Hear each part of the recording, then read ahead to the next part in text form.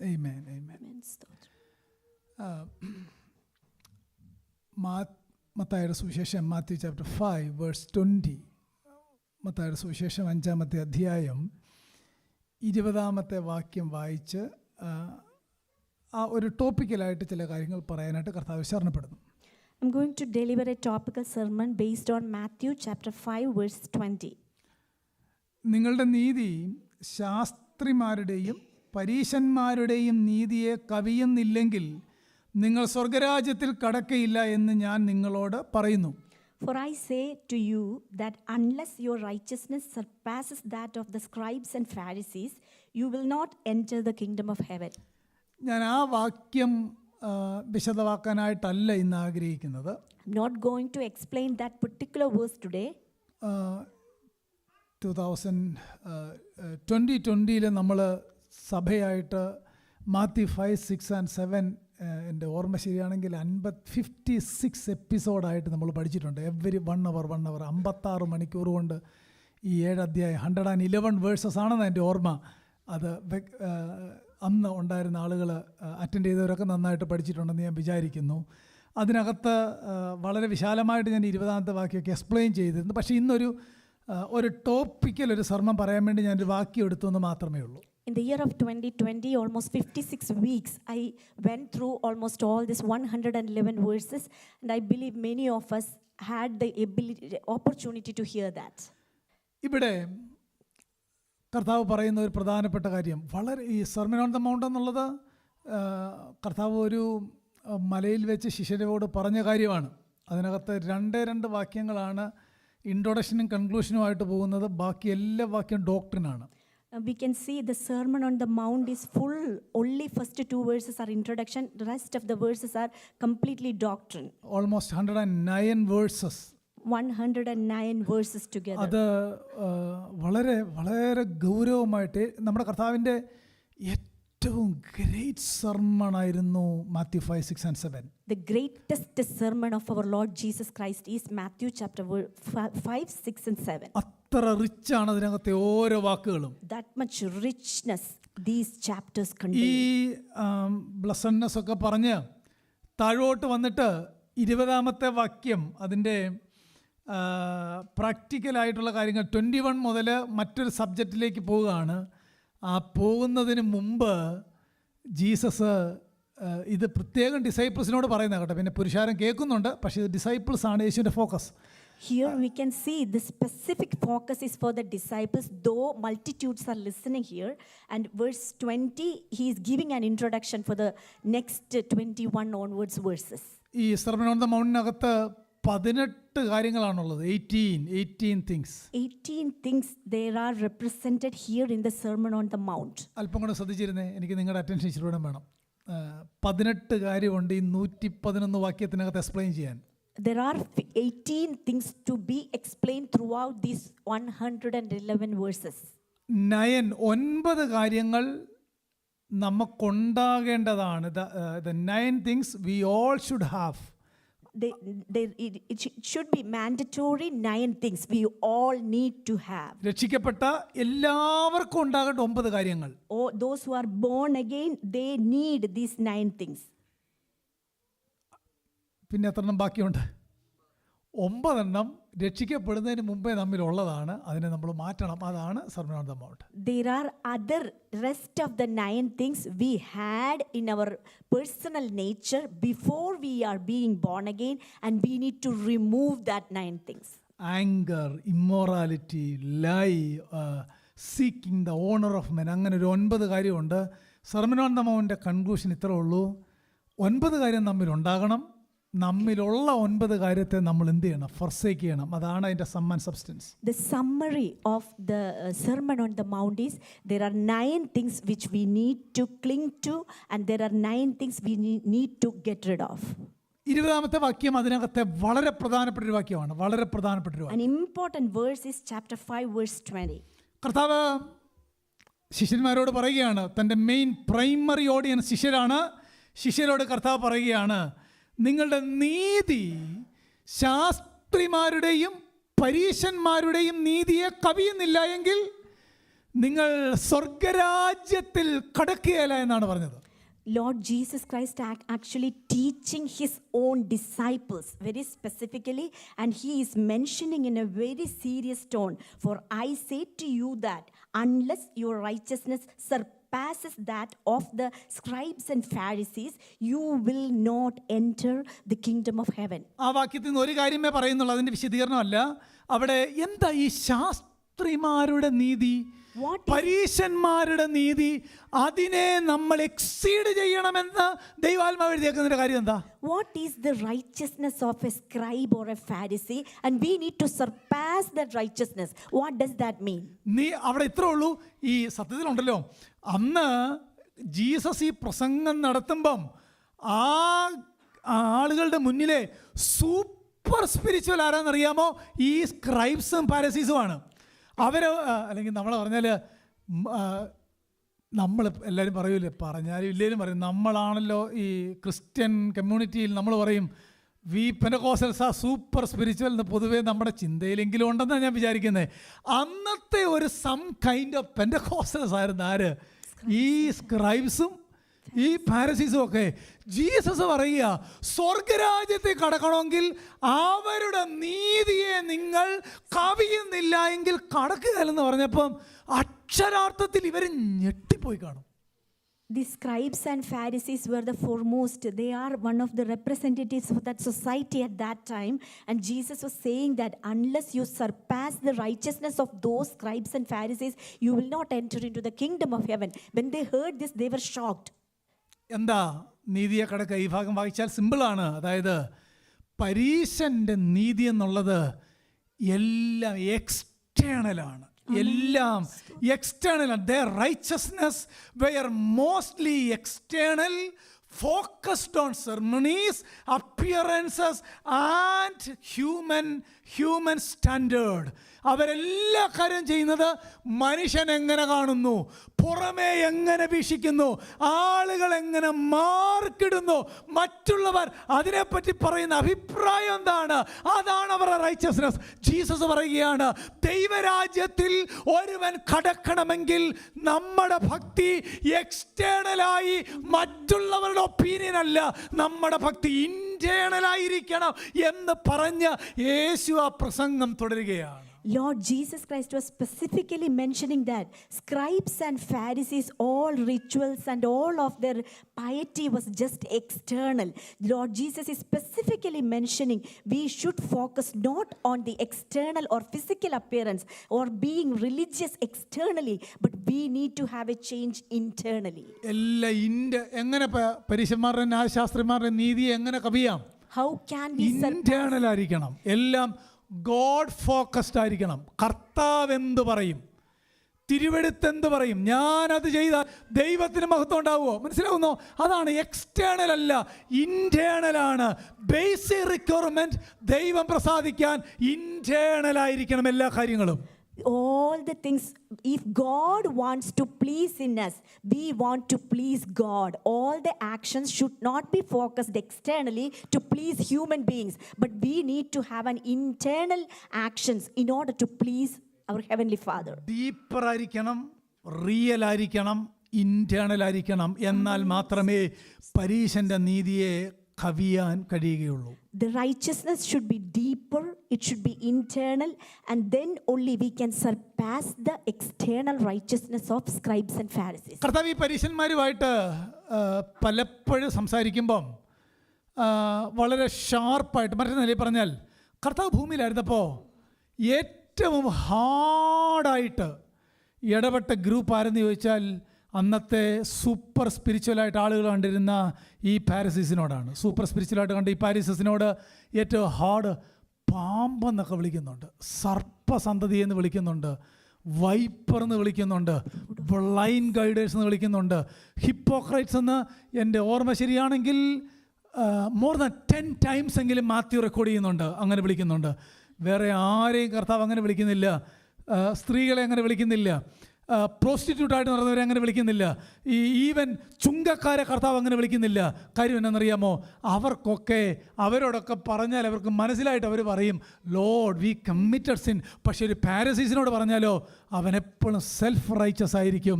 കർത്താവ് ഏറ്റവും കൂടുതൽ റിബ്യൂക്ക് ചെയ്തത് external ഹോളിനെസ്സുമായിട്ട് നടന്നവരെയാണ്.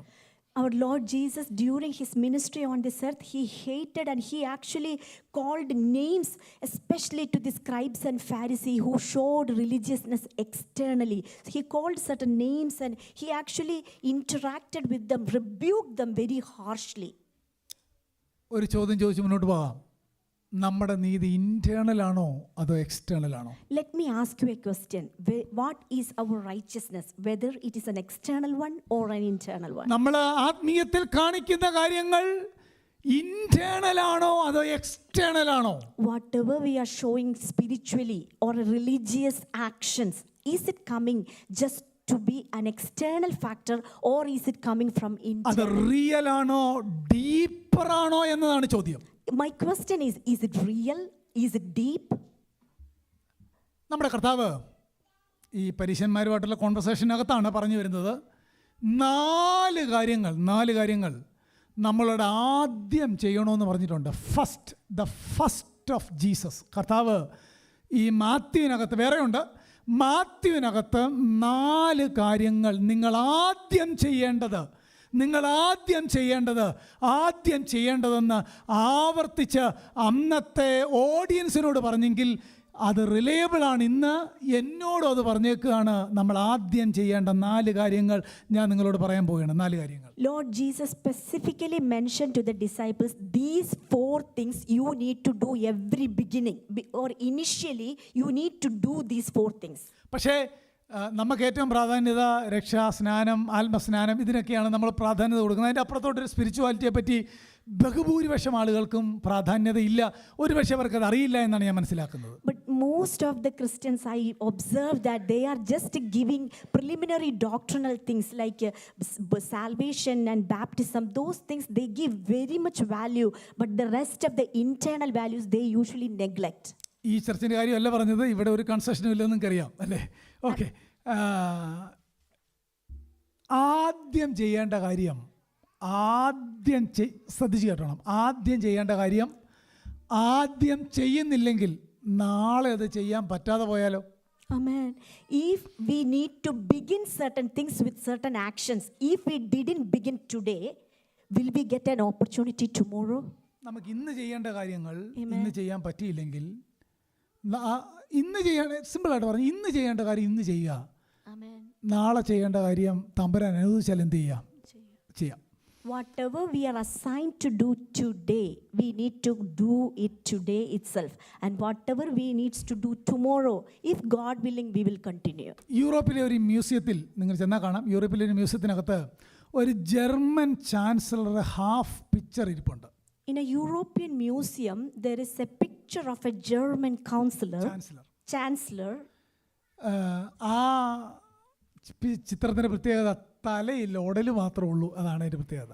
The German chancellor's picture inside the European museum, that picture has a peculiarity. It doesn't have a head. It has only body. Government ഒരു നല്ല ഡ്രോയറിനോട് പറഞ്ഞു, നന്നായിട്ട് ഇതൊന്ന് വരച്ചു തരണം ഈ വ്യക്തിയെ. പക്ഷേ അദ്ദേഹം 4 മുതൽ താഴോട്ടാണ് വരയ്ക്കാൻ തുടങ്ങിയത്. ഇത് ഒറിജിനൽ ചരിത്രം കേട്ടോ. 4 മുതൽ താഴോട്ട് വരയ്ക്കാൻ തുടങ്ങി. ഈ നെക്കിൻ്റെ അവിടെ ആയപ്പോഴത്തേക്ക് ഡ്രോ ചെയ്യുന്നയാൾ മരിച്ചുപോയി. ഇതാണ് സംഭവം. Government asked an artist, a painter, to paint or draw the rest of his body, like the face and the neck and everything. But the painter who took that thing, he started to draw, and while he reached at the part of neck, he passed away. ചുരുക്കി പറഞ്ഞാൽ അത് ആറബിച്ചറ. Got the meaning? In summary, ആരുടെ തല വേണേലും അവിടെ കൊണ്ട് എന്ത് ചെയ്യാം? In summary, the head who is belonging to that body, we can put anyone's head over there. ഒന്നാമത് ചെയ്യേണ്ട കാര്യം ഒന്നാമത് ചെയ്യണം. മറന്നു പോകത്തില്ല. Example, whatever we need to do as the first thing, we need to finish that first thing. കർത്താവ് ഒന്നാമത് ചെയ്യാൻ പറഞ്ഞ 4 കാര്യങ്ങളൊന്ന് കാണിച്ചു തരാം. Matthew 23, എല്ലാവരും പറഞ്ഞു Matthew 23. First thing, whatever we need to do, I will show you from the book of Matthew, chapter 23. 25ഉം 26ഉം ബാക്കി ഇംഗ്ലീഷിൽ ഒന്ന് വായിക്കാം. 25 Verses 25 and 26. Woe to you, scribes and Pharisees, hypocrites, for you clean the outside of the cup and of the dish, but inside they are full of robbery and self-indulgence. You blind Pharisee, first clean the inside of the cup and of the dish, so that the outside of it may become clean also. നിങ്ങൾ ആ വാക്യം കണ്ടോ? നമ്മൾ ഒന്നാമത് ചെയ്യേണ്ട ഒരു കാര്യം നമ്മുടെ കർത്താവ് പറഞ്ഞേക്കാണ്, കപടഭക്തിക്കാരായ ശാസ്ത്രിമാരും പരീശന്മാരുമായുള്ളവരെ നിങ്ങൾക്ക് കഷ്ടം, നിങ്ങൾ കിണ്ടിക്കിണ്ണങ്ങളുടെ പുറം വെടിപ്പാക്കുന്നു, അകമയോ കവർച്ചയും അതിക്രമവും ആകുന്നു. കുരുടന്മാരായ പരീശനെ, കിണ്ടിക്കിണ്ണങ്ങളുടെ പുറം വെടിപ്പാക്കേണ്ടതിന് മുമ്പേ അവയുടെ അകം വെടിപ്പാക്കുക. കണ്ടോ, ഫസ്റ്റ് ചെയ്യേണ്ട കാര്യം അവിടെ പറഞ്ഞേക്കാണ്, അകം വെടിപ്പാക്കുക. Here we can see what we need to do first. We need to have a cleaning internally.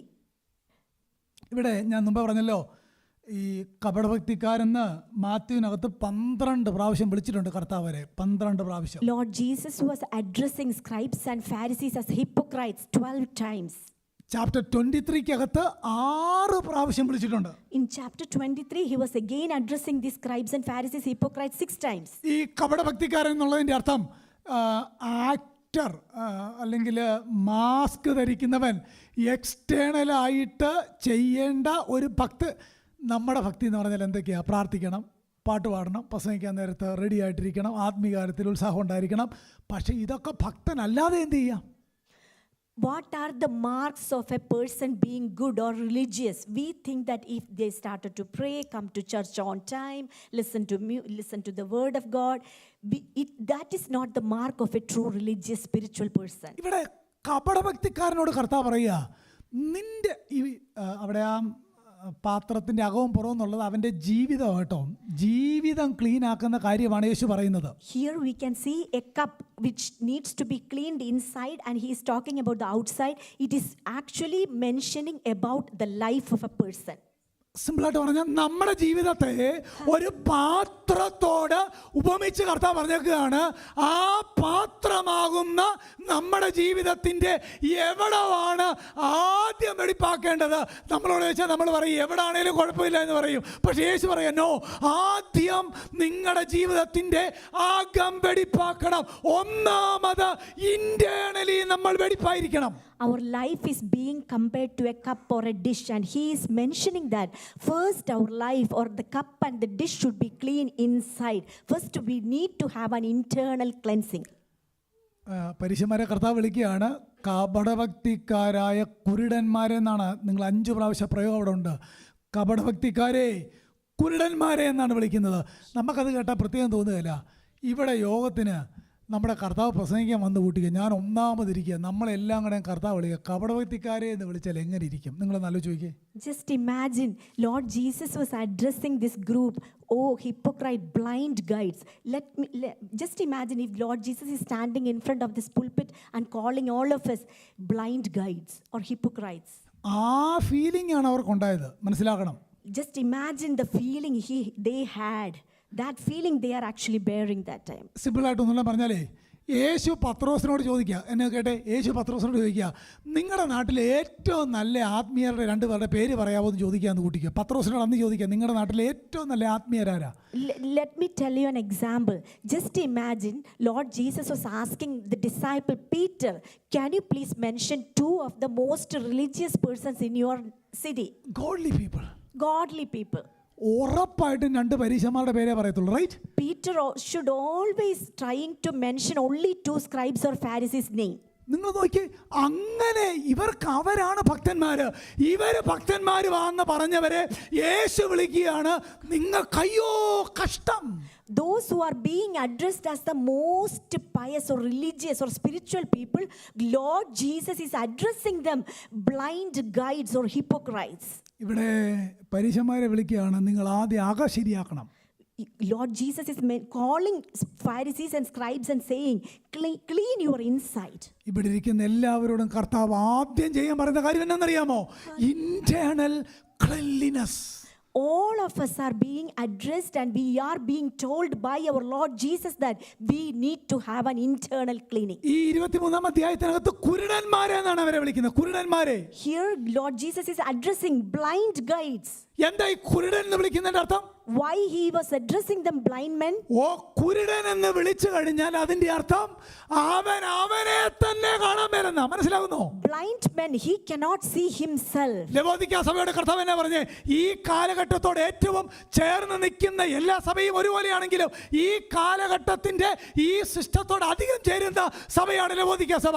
അവരോട് കർത്താവ് പറയുകയാണ്, നീ കുരുടനാണ്, നിനക്ക് നിന്നെ കാണാൻ പറ്റുന്നില്ല, നിനക്ക് നിന്റെ ആത്മീയത കാണാൻ പറ്റുന്നില്ല എന്നാണ് യേശു പറഞ്ഞത്. Lord Jesus especially mentioned to the church in Laodicea, you are blind, you cannot see yourself.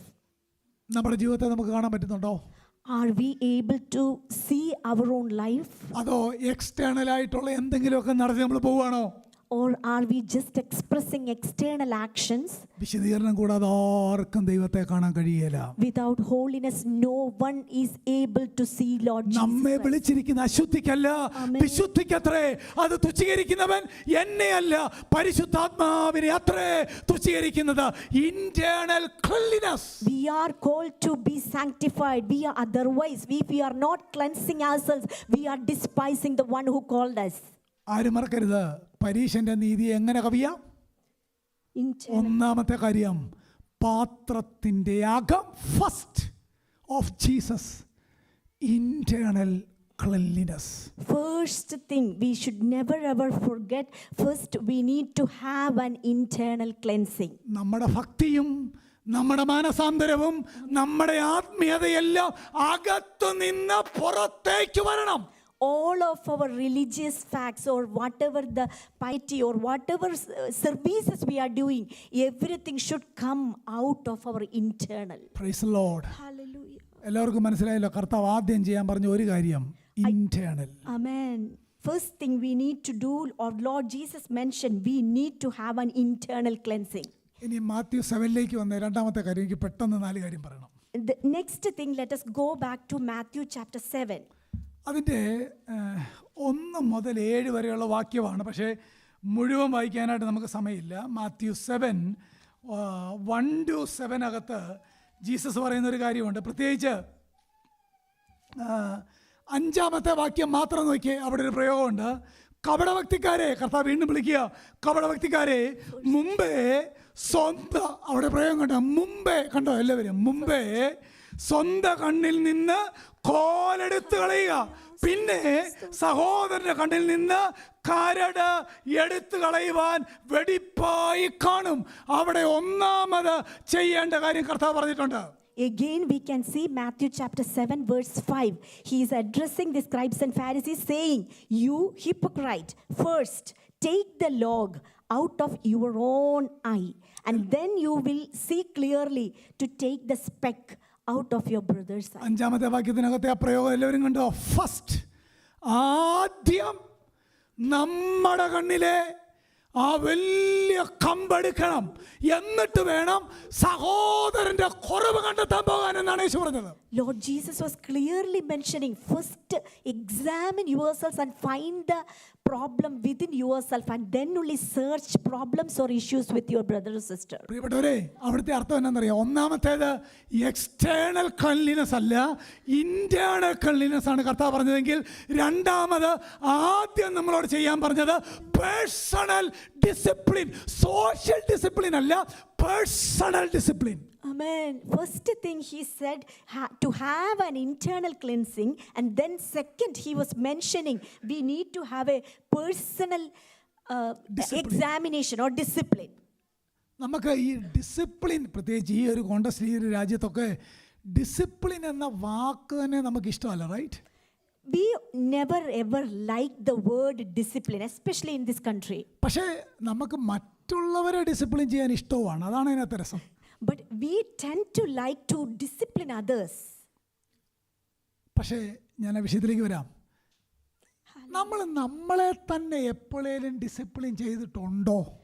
Let us examine, did we ever do a personal discipline for ourselves? ഞാൻ എന്നോട് തന്നെ പറഞ്ഞിട്ടുണ്ടോ നീ ചെയ്തത് തെറ്റായി പോയെന്ന്?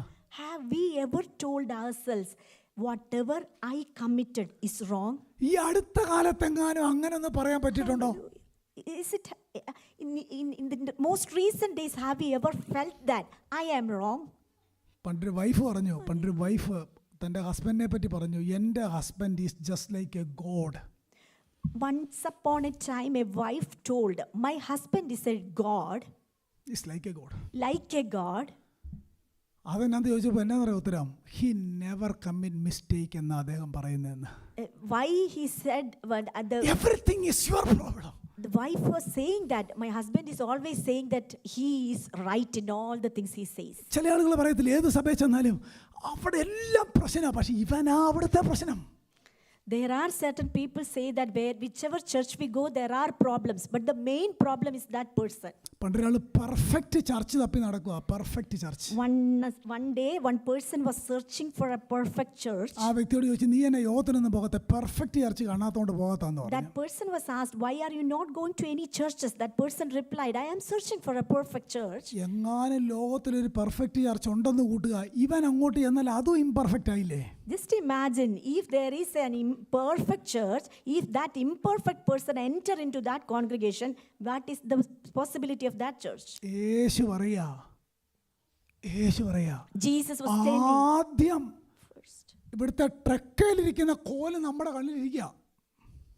First take the log which is on the truck, it is in our eye. അത്രയും വലുതാ. That much big log is inside your eye. എന്നിട്ട് നമ്മൾ സോഷ്യൽ ഡിസിപ്ലിൻ നടക്കുക, മനസ്സിലാവുന്നോ? But we are trying to correct other people. യേശു പറയുന്ന കാര്യം എന്നാണെന്നറിയാം, ആദ്യം നമ്മെ discipline ചെയ്യണം. Lord Jesus was mentioning, first discipline yourself. ആദ്യം സ്പിരിച്വലി നമ്മെ ഡിസിപ്ലിൻ ചെയ്യണം. We need to spiritually discipline ourselves first. Praise the Lord. സ്തോത്രം. എല്ലാവരും ചിന്തിക്കണം, കർത്താവ് പറഞ്ഞ കാര്യമാണ്. Lord Jesus mentioned this specifically to do first. ചിലപ്പോഴൊക്കെ ആൾക്കാർ നിങ്ങൾ എന്നോട് പറയാറുണ്ട്, അത് പോള് പറഞ്ഞതല്ലേന്ന്. എന്നോട് ഇടയ്ക്ക് നിങ്ങൾ തന്നെ ചോദിച്ചിട്ടുണ്ട്, അത് പോളല്ലേ പറഞ്ഞത്, ഇത് ജീസസ് നേരിട്ട് പറഞ്ഞ. മറ്റേത് പോളിനോട് ജീസസ് പറഞ്ഞിട്ട് പോള് പറഞ്ഞതാ, ഇത് ജീസസ് നേരിട്ട് പറഞ്ഞ. Lord Jesus is directly telling this to his disciples. മനസ്സിലാവുന്നോ? Hallelujah. Self discipline. Self discipline. അതുകൊണ്ട് ആദ്യം നമുക്ക് ബീം മാറ്റാം. First, let us try to take out the beam from our own eyes. നമ്മെ തന്നെ ഒന്ന് ശുദ്ധീകരിക്കാം. Let us examine and let us cleanse ourselves. നമ്മുടെ കുരുട്ട് കണ്ണ് മാറിയാൽ മാത്രമേ കാഴ്ച ശരിയാവുള്ളൂ. Let us remove the crooked eye. Then only our eyes will be straight and we will be able to see clearly. കണ്ണ് ചൊവ്വുള്ളതെങ്കിൽ ശരീരം മുഴുവൻ വെളിച്ചമാണെന്നാ പറഞ്ഞത്. If eye is good, the whole body is of light. കണ്ണ് ഈ എല്ലാവരിലും കുറ്റം കാണുന്നത് എന്തുകൊണ്ടാണെന്നറിയാമോ? നമ്മുടെ കണ്ണിൽ കോലിരിക്കുന്നതുകൊണ്ട് മറ്റവനെ കാണാൻ പറ്റുന്നില്ല, അതുകൊണ്ടാ. Why we are seeing all are wrong? Because in our eyes there is a log. That is the reason we see everyone wrong. രണ്ടാമത്തെ ചോദ്യം, നാം ആരെ ഡിസിപ്ലിൻ ചെയ്യണം, me or others? Let me ask you a question. Whom do we need to discipline, myself or others? ഇനി അടുത്തത് പറഞ്ഞാൽ ആരും പിണങ്ങരുത്, എന്നോടുള്ള ദൂതാ. The next thing is, do not be angry with me. അപ്പനും അമ്മയും ആത്മീയരല്ല, മക്കളെ ആത്മീയരാക്കാൻ നോക്കുന്നത് എത്തിക്കലി കറക്റ്റ് ആണോ? Just imagine, parents are not spiritual or spiritually good. Is it ethical to make their children spiritual? ഒരു വാക്യം നോക്കിയേ, Psalm 34:11. ഒന്ന് നോക്കിയേ, എല്ലാവരും നോക്കിയേ, Psalm 34:11. സങ്കീർത്തനം 34:11. എല്ലാവരും ഒന്ന് എടുത്താൽ മതി, ഞാൻ പറഞ്ഞോളാം വാക്യം. Let us turn our attention, Psalm 34:11. മക്കളെ, Come you children, എനിക്ക് ചെവി തരുവീൻ. listen to me. യഹോവയോടുള്ള ഭക്തിയെ ഞാൻ നിങ്ങൾക്ക് ഉപദേശിച്ച് തരാം. I will teach you the fear of the Lord. ഒന്നുകൂടെ നോക്കിയേ, മക്കളെ, Come. കോൺടെക്സ്റ്റോടെ പറയാം. ഡേവിഡ് തൻ്റെ തലമുറയോട് പറയുകയാണ്, മക്കളെ ഞാൻ പറയുന്നത് കേൾപ്പീൻ. David was calling his own children and telling them, come and listen to me, you children. യഹോവയോടുള്ള ഭക്തിയെ ഞാൻ നിങ്ങൾക്ക് ഉപദേശിച്ചു തരാം. As a father, he is calling his children and telling them, I will teach you the fear of the Lord. എന്ത് ബോൾഡായിട്ടാണ് പറയുന്നത് കേട്ടോ. How boldly he is saying. കാര്യം എന്നറിയാമോ? Do you know what the reason? ദാവീദ് യഹോവ ഭക്തനാണ്. മനസ്സിലാവുന്നോ? This father is a man who feared ആ God. ഭക്തനായതുകൊണ്ട് ധൈര്യത്തോടെ മക്കളോട് പറയുക, മക്കളെ എനിക്ക് ചെവി തരുവീൻ, ഞാൻ യഹോവ ഭക്തി എന്താണെന്ന് പറഞ്ഞു തരാം. So he has an authority as a father to call his own children and say, come, listen to me, I will teach you the fear of the Lord. ഇതെനിക്കും നിങ്ങൾക്കും ചലഞ്ചാണ്. പ്രത്യേകിച്ച് യങ്ങായിട്ടുള്ള കപ്പിൾസിനോട് പറയാം, എനിക്കും നിങ്ങൾക്കും ചലഞ്ചാണ്. നമ്മൾ പ്രാർത്ഥിക്കാതെ മക്കളോട് പ്രാർത്ഥിക്കാൻ പറയാൻ പറ്റില്ല. അവർ ചോദിക്കും. നമ്മൾ ആത്മീയത ജീവിതത്തിൽ കാണിക്കാതെ അവരോട് പറഞ്ഞാൽ അവർ ക്വസ്റ്റ്യൻ ചെയ്യും, ഉറപ്പാ. I am telling you, especially young parents, this is a challenge for everyone, because if we do not have a personal prayer life, it is impossible to tell our children to start praying. എൻ്റെ കൊച്ചിടയ്ക്ക് ചോദിക്കും, ഞാൻ T V നിർത്താൻ പറയുമ്പം daddy എന്തിനാ phone നോക്കുന്നതെന്ന്. When I tell my daughter Sarah to turn off the TV, she usually asks me, why, Daddy, you are searching or scrolling through your phone? മക്കളെ എനിക്ക് ചെവി തരുവീൻ. Come, you children, listen me. Strong parents ആയിരുന്നല്ലേ? Such a strong father. മക്കളെ എത്ര പേർക്ക് ധൈര്യത്തോടെ പറയാം? How many of us can strongly or boldly say this? Come, listen to me.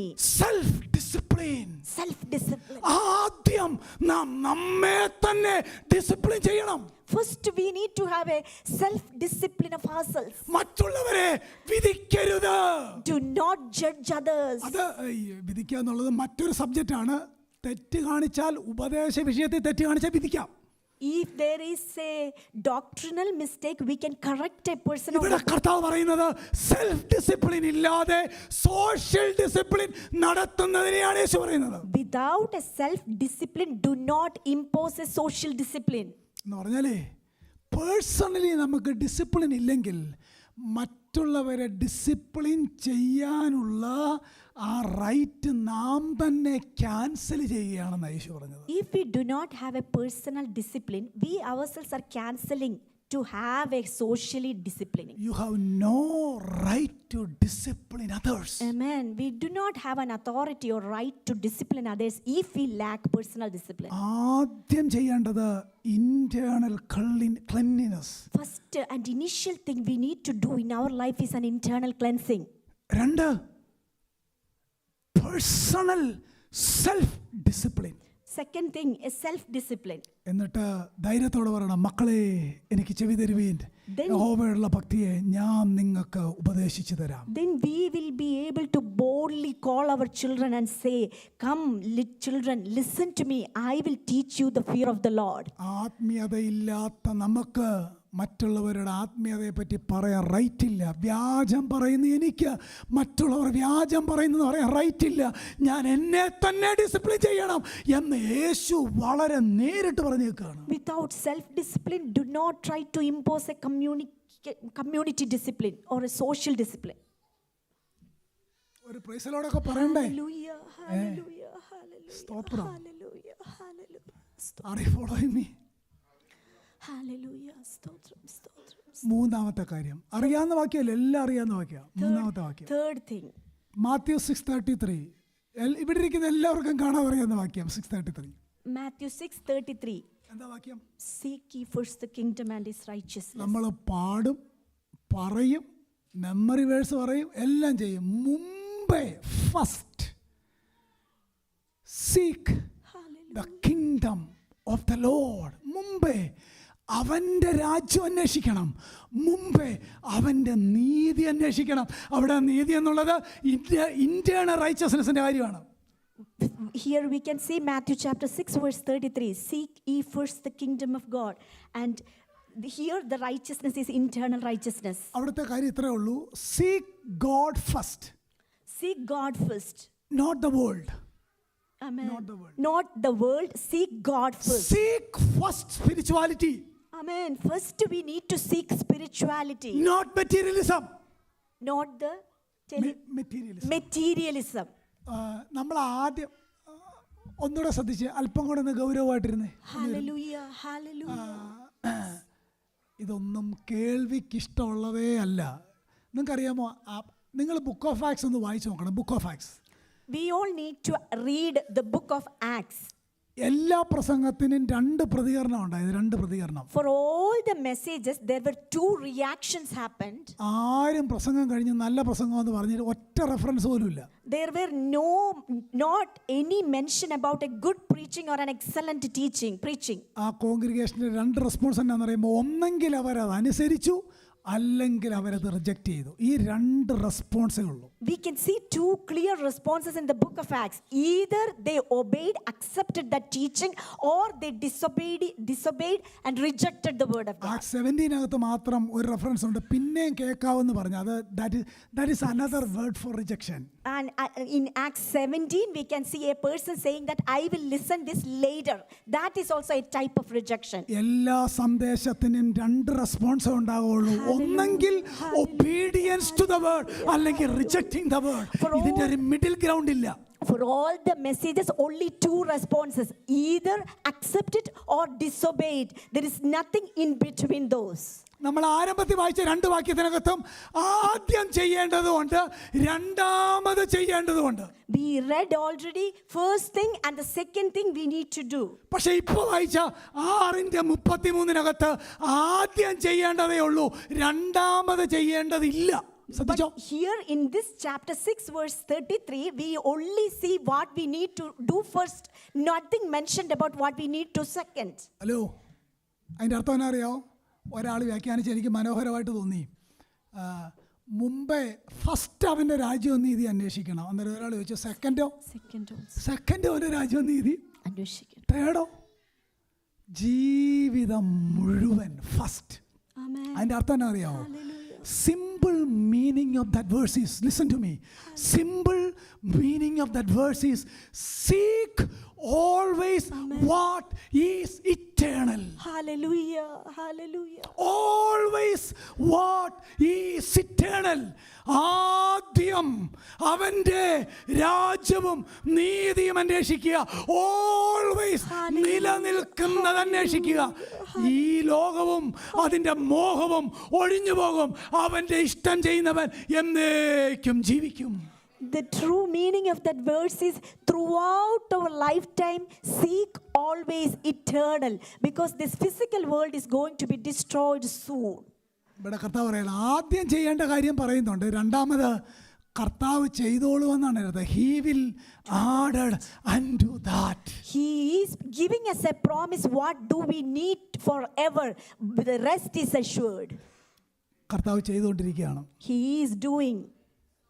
അതുകൊണ്ടേ നാളെപ്പറ്റി ഒരു വ്യാകുലം ഞാനും ഈ കഴിഞ്ഞ ദിവസങ്ങളിലൊക്കെ ഒത്തിരി വ്യാകുലപ്പെട്ട കാര്യമുണ്ട്. പക്ഷേ വ്യാകുലപ്പെടുമ്പോഴും എൻ്റെ അകത്ത് പറയും, ദൈവത്തിൻ്റെ വചനം എന്നോട് പറയും, no no no no, God is on the throne, he is controlling everything. എന്നിട്ട് ഞാൻ വചനം പഠിപ്പിക്കുന്ന ഒരു സ്റ്റുഡൻറ്റ് എന്നെ വിളിച്ചിട്ട് പറഞ്ഞു, ഉപദേശം തന്നെയല്ലേ കഴിഞ്ഞ ദിവസം എന്നെ ഇത് പഠിപ്പിച്ചെന്ന്. ഞാൻ എൻ്റെ ഒരു പ്രയാസം പറഞ്ഞ ഇച്ചിരി ടെൻഷനാണ് പറയാന്ന് പറഞ്ഞപ്പോൾ എൻ്റെ സ്റ്റുഡൻറ്റ് എന്നോട് പറയുകയാണ്, ഉപദേശം തന്നെയല്ലേ കഴിഞ്ഞ ദിവസം ഇങ്ങനെ ചെയ്യരുതെന്ന് എന്നെ പഠിപ്പിച്ചതെന്ന്. Throughout our life, always, Amen. He is on the throne. Amen. He is controlling the event. Amen. അവൻ്റെ ആലോചനയ്ക്ക് വെളിയിൽ ഒന്നും നടക്കുന്നില്ല. മുമ്പേ first seek what is eternal. Always God is on the throne and He is a sovereign God. He is controlling everything. So do not worry, but seek first the kingdom of God and He will do the rest. കർത്താവ് പറയുന്ന ആദ്യം അങ്ങ് ചെയ്താൽ മതി. Whatever He is asking us to do it first. Old testament അകത്ത് വടി നീട്ടാൻ പറഞ്ഞല്ലേ ആദ്യം. In the Old Testament, we are seeing Moses was told to bring forth his staff. Obey first what God said. Whatever God was telling us, obey first. കർത്താവ് ഡിസൈപ്പിൾസിന് അല്ലെങ്കിൽ ദൂതന്മാർ അല്ലെങ്കിൽ കല്ലുരുട്ടി മാറ്റാനായിട്ട് പറഞ്ഞു. Again, Lord Jesus was telling in the New Testament, move away this stone or roll out this stone from here. Praise the Lord. നമ്മൾ first ചെയ്യേണ്ട കാര്യം ചെയ്യുക. Whatever we are commanded or asked us to do first, we need to complete that. ഒരു ഭക്തൻ പറഞ്ഞൊരു quotation, ഒരു കോട്ടുണ്ട് തൻ്റെ ജീവിതാനുഭവത്തിൽ വെച്ച്, without God I cannot, without me God will not. Amen. Without God I cannot, without me God will not. എന്ന് പറഞ്ഞാൽ എന്നെയും കൂടെയും തൻ്റെ രക്ഷാപ്രവർത്തിയിൽ ചേർക്കാൻ ദൈവത്തിന് പ്രസാദം തോന്നി. നമ്മൾ പാടത്തില്ലേ, ദൂതർക്കും കൂടില്ല അവകാശം രക്ഷ. ദൂത് നമ്മൾ ചുമ്മാ പാടുക എന്ന് പറഞ്ഞാൽ ദൂതന് പോലും ഇല്ല, എന്നെ ഏൽപ്പിച്ചേക്കുവാന്നാണ് അർത്ഥം. God has a plan even before the world began to join you and I in his kingdom. First seek his kingdom. First, that's why he is exhorting us, seek first the kingdom of God. Hudson Taylor ചൈനയിൽ missionary ആയിരുന്നു. അദ്ദേഹം പറഞ്ഞൊരു വാചകമുണ്ട്, when you take care of God's business, God will take care of your business. Hudson Taylor, he was a famous missionary in China. He mentioned one thing, if you take the business of God, God will take the business of yours. Praise the Lord. Hallelujah. മുമ്പേ അവൻ്റെ രാജ്യവും നീതിയും, രണ്ടാമത് ചെയ്യേണ്ട കാര്യം പറഞ്ഞിട്ടില്ല. He will add to that. നമ്മൾ രണ്ടാമതും ചെയ്യേണ്ടത് seek what is eternal, seek what is eternal, seek what is spiritual, seek what is godly, seek what is God pleasing. Always always always first first first. Amen. Throughout our lifetime, seek always eternal things. അടുത്തത് വളരെ പ്രയാസമുള്ളൊരു കാര്യമാണ്. മാത്യു 5 തീരുക, ലാസ്റ്റാ തീരാൻ പോവാ. Last one, Matthew chapter 5. 5 verse 21. 5 verse 21. താഴോട്ട് വായിക്കണം. അവിടെ 24 വാക്യം മാത്രം ഒന്ന് വായിച്ചു നിർത്താം. 24 വാക്യം എന്താ വായിക്കുന്നത്? First, be reconciled to your brother. അവിടെ വെച്ച് ഓർമ്മ വന്നാൽ നിന്റെ വഴിപാട് അവിടെ യാഗപീഠത്തിൻ്റെ മുമ്പിൽ വെച്ചേച്ച് ഒന്നാമത് ചെന്ന്. Did you see the word? ഒന്നാമത് ചെന്ന് വായിക്കാമോ? Leave your offering there before the altar and go.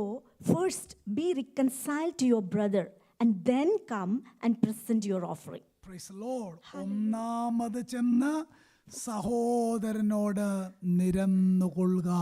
First, be reconciled to your brother. യാഗത്തിന് പോകുന്ന, ആരാധനയ്ക്ക് പോകുന്ന ഒരുവന്റെ ചിത്രമാണത്. We are seeing here a person is going to offer a sacrifice. വളരെ അന്നത്തെ ആ contest നോക്കണം.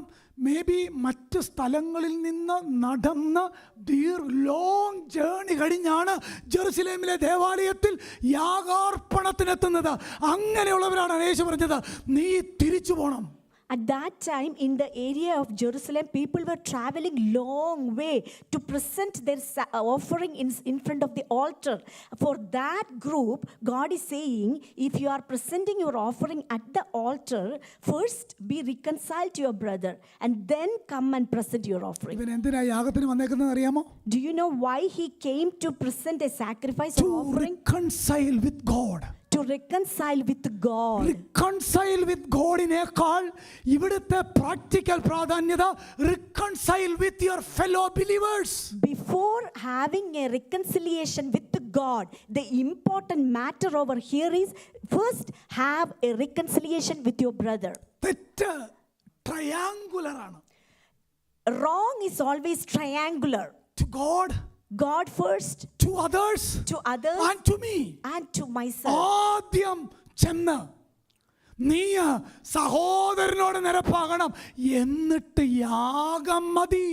First be reconciled to your brother and then only present your offering at the altar. 51 സങ്കീർത്തനത്തിലേക്ക് ഒന്ന് വരാമോ? Psalm 51. Hallelujah. സ്തോത്രം സ്തോത്രം സ്തോത്രം സ്തോത്രം സ്തോത്രം. ഞാൻ വിശാലമായിട്ട് 51 പ്രബോധിപ്പിച്ചിട്ടുണ്ടെന്ന് നിങ്ങൾ ചെറുക്കെങ്കിലും അറിയാം. അതിൻ്റെ 16 വാക്യം നിങ്ങൾ കണ്ടോ? 16 തീരുക, അവസാന ഭാഗം. Psalm 51 verse 16. ഹനനയാഗം നീ ഇച്ഛിക്കുന്നില്ല, ഇല്ലെങ്കിൽ ഞാൻ അർപ്പിക്കുമായിരുന്നു. ഹോമയാഗത്തിൽ നിനക്ക് പ്രസാദവുമില്ല. ദൈവത്തിൻ്റെ ഹനനയാഗങ്ങൾ തകർന്നിരിക്കുന്ന മനസ്സ് തകർന്നും നുറുങ്ങിയിരിക്കും. ദൈവമേ, നീ നിരസിക്കുകയില്ല. നിന്റെ പ്രസാദകാല സിയോനിൽ നന്മ ചെയ്യണമേ, യെരൂശലേമിന്റെ മതിലുകളെ പണിയണമേ. അപ്പോൾ അടുത്ത വാക്യം കണ്ടോ, അപ്പോൾ You will delight. നീ നീതിയാഗങ്ങളിലും ഹോമയാഗങ്ങളിലും സർവാംഗ ഹോമങ്ങളിലും പ്രസാദിക്കും. അപ്പോൾ നിന്റെ യാഗപീഠത്തിന്റെ മേൽ കാളകളെ അർപ്പിക്കും. അതായത് 16-ാം വാക്യത്തിൽ പറയുകയാണ്, യാഗം വേണ്ട, യാഗം വേണ്ട. In verse, യാഗം അർപ്പിച്ചിട്ടും നിനക്കത് വേണ്ട, ദൈവം പ്രസാദിക്കില്ല.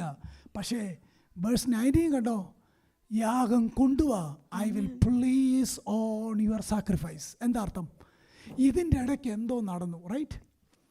we can വേഴ്സ് 16-നും വേഴ്സ് 19-നും ഇടയ്ക്ക് ഒരു റിക്കൺസിലിയേഷൻ നടന്നു. We can see here in verse 16, Lord is saying, I do not delight in your sacrifice. Please do not bring any sacrifice. But in verse 19, Lord God is saying, bring a sacrifice. What happened? A reconciliation happened in between these two verses. ഞാൻ ഇടയ്ക്കൊക്കെ ഓർത്തിട്ടുണ്ട്, എന്തുകൊണ്ടാണ് നമ്മുടെ ഈ ചർച്ചുകളുടെ എണ്ണം കൂടുന്നത്? പുതിയ ആളുകൾ വരുന്നതുകൊണ്ടല്ല, സഹോദരനോട് നിരക്കാൻ കഴിയാത്തതുകൊണ്ടാണ്, right? I was thinking one time, why the number of our churches increasing? It is not because of the new members, but because it is difficult to reconcile with a brother. ഈ 4 കാര്യം നമ്മൾ പ്രാക്ടിക്കലാക്കിയാൽ Christian life, Hallelujah, hallelujah. R Stanley പറഞ്ഞ പോലെ, holy life is a jolly life. If we practice these 4 things to do initially, R. Stanley, a man of God, said, Christian life, holy life is a jolly life. Internal ആണ്, നിങ്ങളൊന്ന് ഉത്തരം പറഞ്ഞ് നിർത്താം. Internal ആണോ external ആണോ? First First, we need to think, do we have an external cleansing needed or an internal cleansing? Internal. Internal. Self discipline ആണോ social discipline ആണോ? Which is the first? The next question is personal discipline ഞാൻ or ഏതാ social? First എന്ന് ചോദിക്കുന്നതിനകത്ത് അർത്ഥമില്ല. എൻ്റെ opinion യാതൊരു വിലയും വേണ്ട. That is what Jesus said. Amen. Do not consider this is my opinion.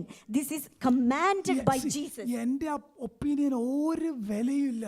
There is no value for my personal എനിക്ക് ഒരു opinion. റൈറ്റും ഉള്ള ആളല്ല. I do പക്ഷേ not have a this is what right. scripture says. This is what scripture is saying. Internal cleanliness, First, we need to have an internal self cleansing. discipline. We need to have a self-discipline instead of a First, social discipline. reconciliation with men before reconciliation with God. First, we need to have a reconciliation with our brother than to have a reconciliation with the Father God. Spiritual matters, not physical matters. And eternal things, spiritual matters. First priority is seek what is eternal. First. നിങ്ങളുടെ നീതി പരീശന്മാരുടെ നീതിയെ കവിയുന്നില്ല എങ്കിൽ. I hope you got the meaning of that verse.